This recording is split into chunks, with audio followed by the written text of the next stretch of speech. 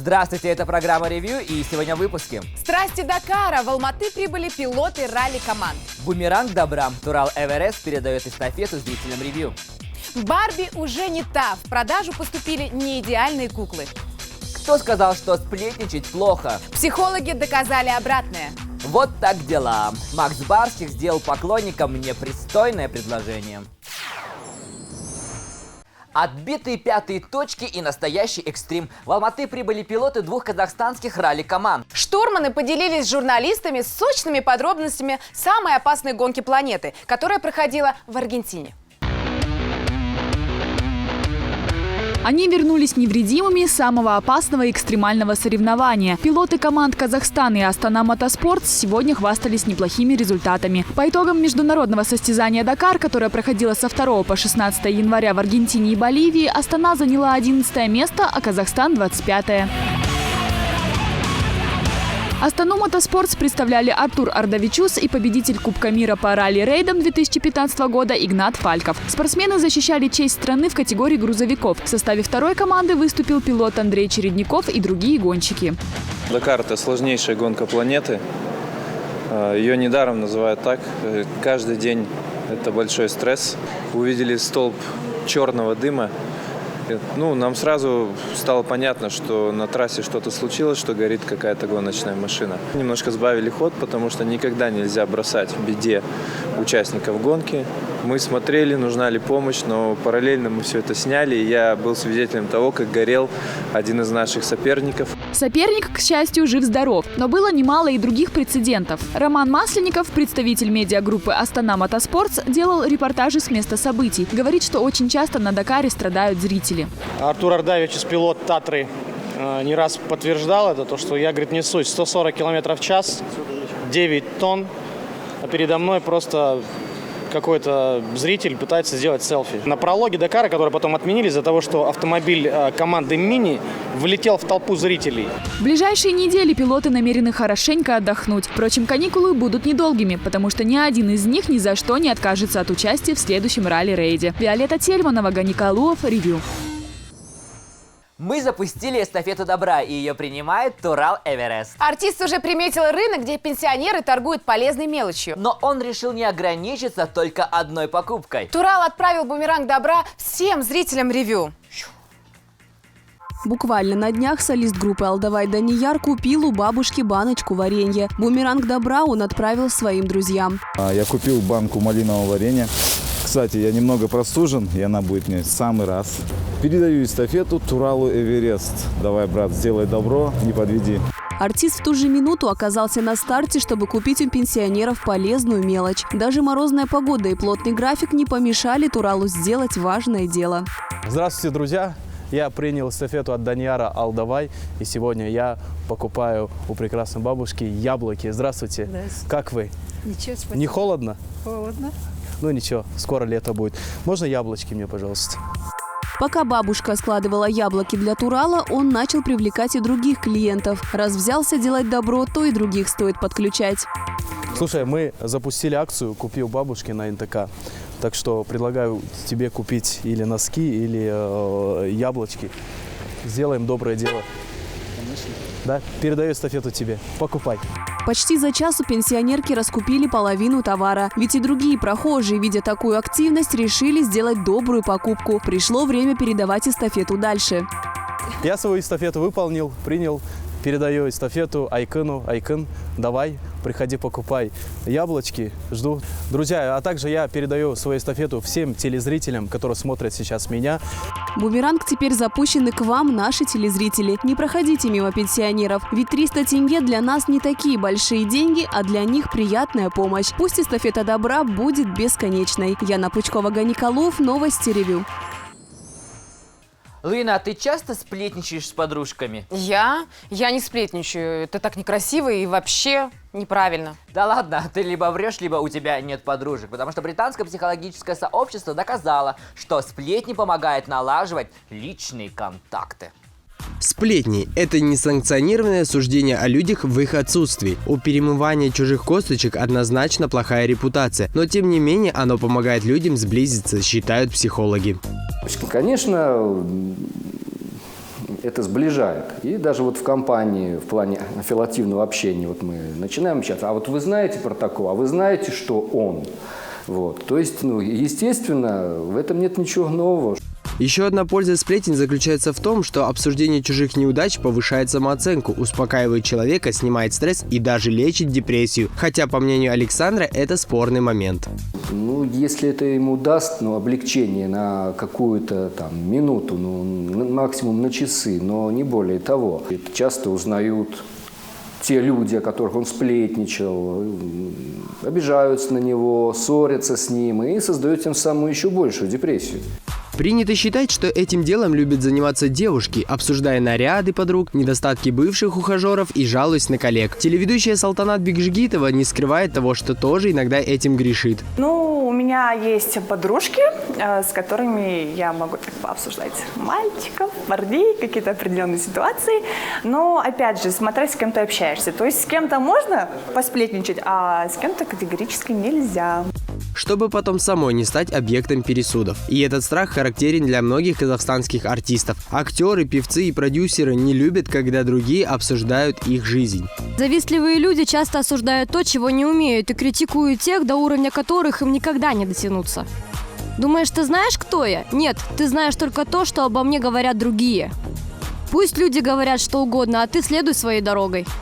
По мнению тех же ученых, боязнь стать темой чьих-то разговоров и сплетен мотивирует людей к самосовершенствованию и личному росту. Если им верить, то казахстанский шоу-бизнес ждут великие достижения. А вот когда, это уже пусть сплетники обсуждают. Лимара Удасова, Наиль Бузунов, Даурен Миргалиев, Ревью.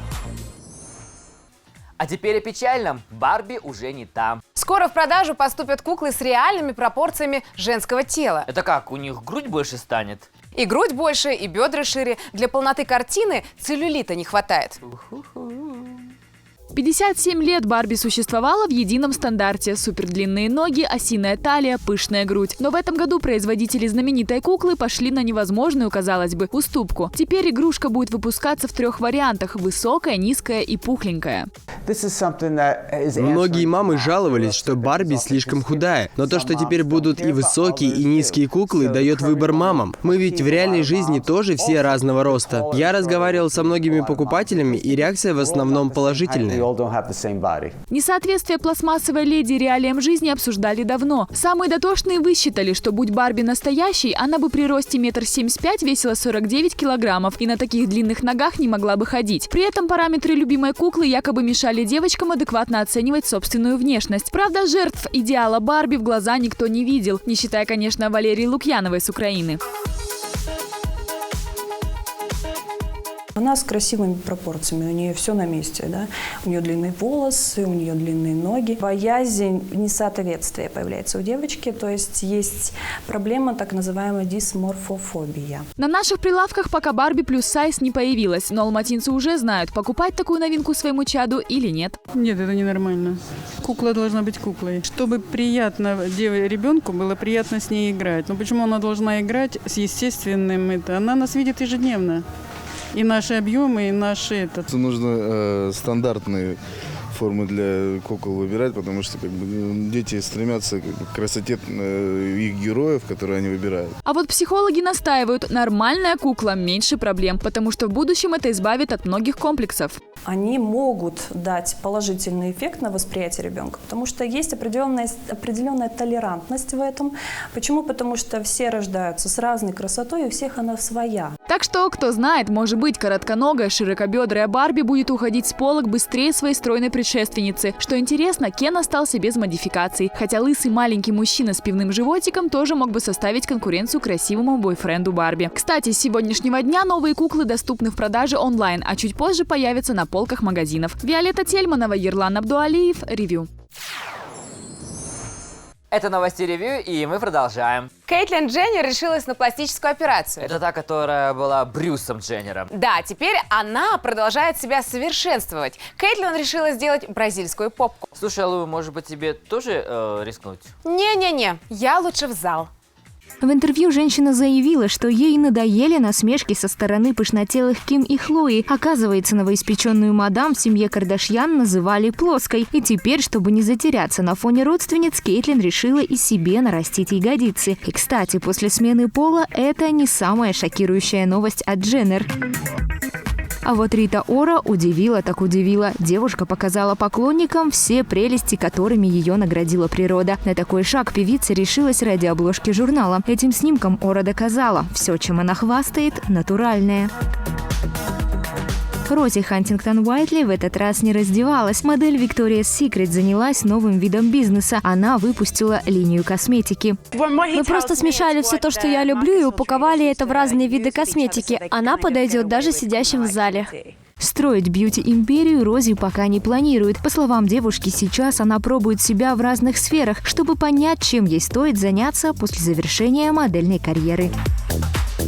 Уиз Халифа и Канье Уэст поссорились. Перепалка рэперов произошла в Твиттере. Началось все с обсуждения нового альбома Канье, а закончилось оскорблением и сравниванием вторых половинок. Чуть позже оба исполнителя удалили обидные сообщения в адрес друг друга. Выходит, помирились?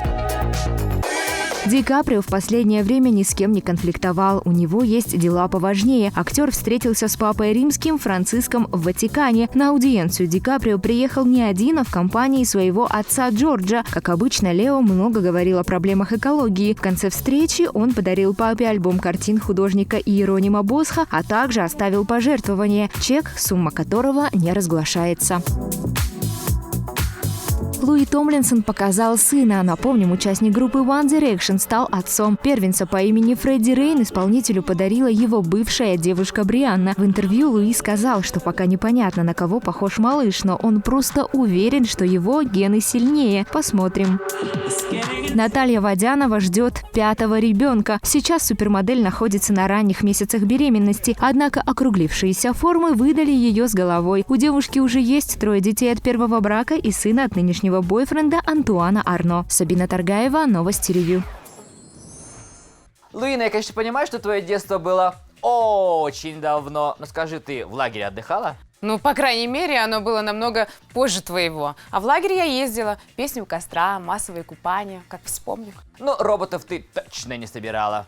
Я тогда даже не знала, что такое возможно. Ну вот, а говоришь, что не старая. Вон в Бразилии дети вместо того, чтобы песни горланить, сами железных человечков конструируют.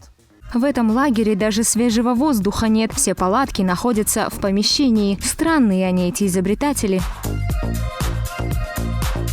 Вместо прогулок у этих ребят посиделки на полу, а активные игры заменяет работа за компьютером. В этом году основная тема конференции «Почувствуйте будущее». Мы смотрим вперед, определяем инновации и новейшие разработки. Кстати, среди этих ребятишек ходят и инвесторы, которые готовы вкладывать миллионы в развитие продвинутых идей. В общем, дети будущего и игрушки себе сами изобретают, еще и деньги на этом зарабатывают.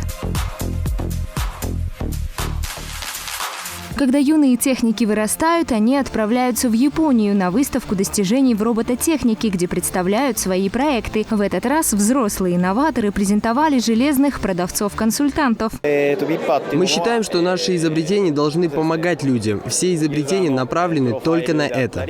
К слову, не все японцы рады инновациям. Эксперты прогнозируют, что к 2035 году в стране восходящего солнца до 50% рабочих мест могут быть отданы роботам. Чем при этом должны заниматься люди из крови и плоти, новаторы не уточняют. Я слышала, что Макс Барских решил соблазнить поклонниц. Ага, недавно он сделал фанатам непристойное предложение. Непристойное, говоришь? Ты вообще ушки закрой, маленькая еще. Ну, а вы смотрите. «Займемся любовью», — говорит Барских всем. К счастью или нет, но только в песне. Новый трек исполнитель презентует 14 февраля, в день всех влюбленных. Судя по обложке к новому творению, клип будет таким же откровенным. Селена Гомес тоже радует новинкой. Теперь это дуэт с Чарли Путом. Парень получил известность после саундтрека к 7-му «Форсажу» «See You Again». Свежачок от звездного дуэта носит название «We Don't Talk Anymore». Молодые люди уже пообещали, что в скором времени презентуют и совместный клип. Еще одна премьера недели – видео от группы One Direction на песню «History». Сюжет полностью соответствует названию. Это подборка самых ярких моментов из жизни бойсбенда. На архивных кадрах еще можно увидеть Зейна Малика, который покинул группу чуть меньше года назад. Кстати, этот клип многие поклонники сочли прощальным. Парни не устают повторять, что в скором времени займутся сольными карьерами.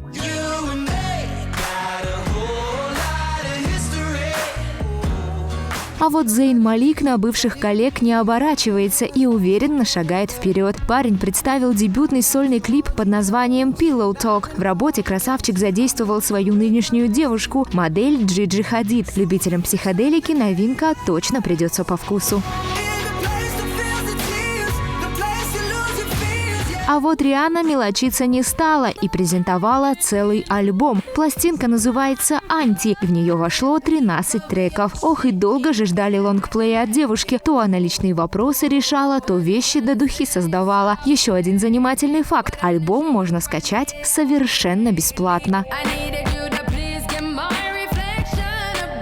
Ну и напоследок, глюкоза замерзла, она просит согреть ее. Клип вышел достаточно эротичным и откровенным. Вглядитесь, под этими каплями дождя Наталья Ионова снималась в декабре месяце в плохо отапливаемом павильоне.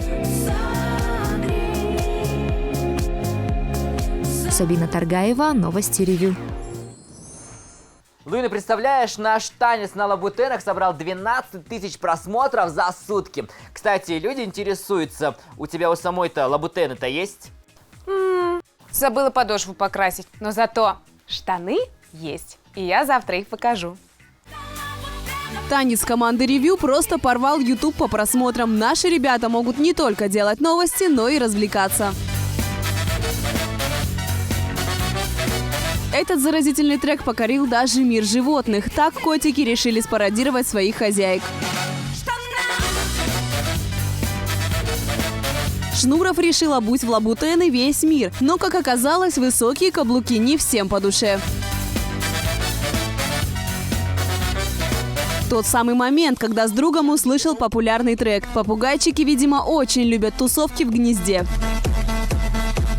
Вот что значит купить китайский телефон. Дедуля чуть не выкинул свой гаджет в окно. Что и говорить, нервы шалят. Хорошо, что коньки прихватил, как знал. Трасса Алматы-Копчегай сегодня выглядит так. Грусть-печаль у маленьких принцесс. Девочки снова собрались на бал. А все потому, что с первого раза принца найти не удалось. Вы куда собрались? На бал. Так вы недавно были. Так мы принца не нашли. Там и лично они нашли. Невелика ли дудка, малыш? Похоже, до тромбона ты еще не дорос. А то шишки на лбу заживать будут долго. А этой даме следует чаще оглядываться. Зато такой эпик-фейл прославил ее на весь интернет. Яна Пучкова, Новости Ревью.